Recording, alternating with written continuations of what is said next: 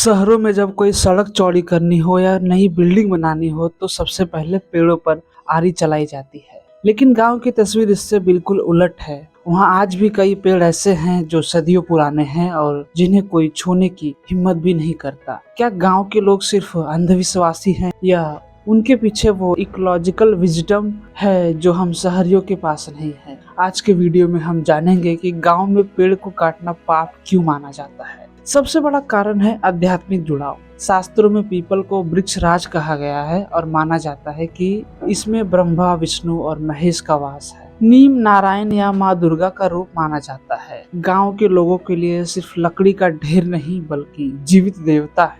उन्हें काटने का मतलब है अपने सौभाग्य और आशीर्वाद को अपने हाथों से नष्ट करना। गांव की चौपाल हमेशा पेड़ के नीचे ही क्यों सजती है? क्योंकि गांव का इंसान जानता है कि जो सुकून कुदरती छाव में है वो एसी की ठंडी हवा में नहीं। पेड़ के नीचे का तापमान आसपास के इलाकों से 5 से 10 डिग्री कम होता है।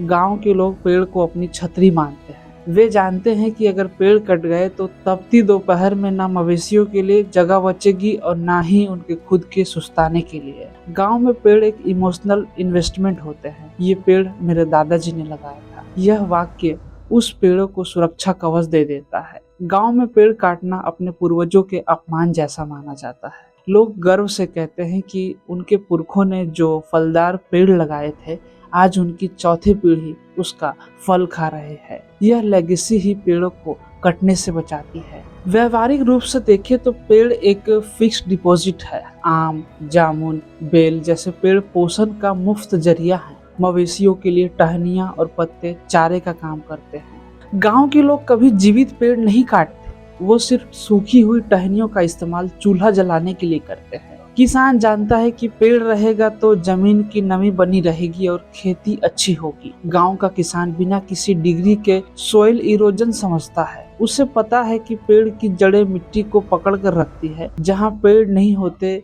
वहाँ बारिश का पानी उपजाऊ मिट्टी बहा ले जाती है। पेड़ों की वजह से ही कुआं का जल स्तर बना रहता है। इसीलिए अपनी खेती को बचाने के लिए वे पेड़ की रक्षा करते हैं। तो दोस्तों, गांव में पेड़ ना काटना कोई पिछड़ापन नहीं बल्कि प्रकृति के साथ तालमेल बिठाकर जीने का सबसे आधुनिक तरीका है। वे जानते हैं कि कुदरत बचेगी तभी इंसान बचेगा। काश हम शहर वाले भी अपनी सुख सुविधाओं के लिए पेड़ों की बलि देना बंद कर दें।